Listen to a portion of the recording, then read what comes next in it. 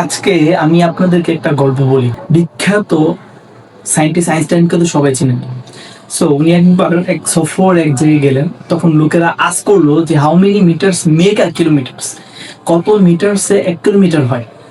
তো আইনস্টাইন বললো যে আমি জানি না। লোকেরা বলা বলি করতে শুরু করলো, who is the biggest scientist of era, he can't giving the answer about meters and kilometres.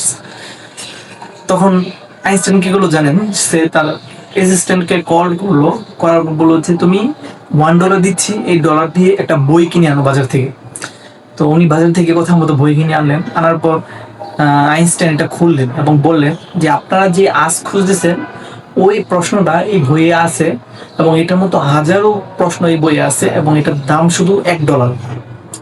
তো আপনি বিখ্যাত সায়েন্টিস্ট আইনস্টাইনকে ওই $1 মাপেন কিনা, এটা আমাকে বলেন।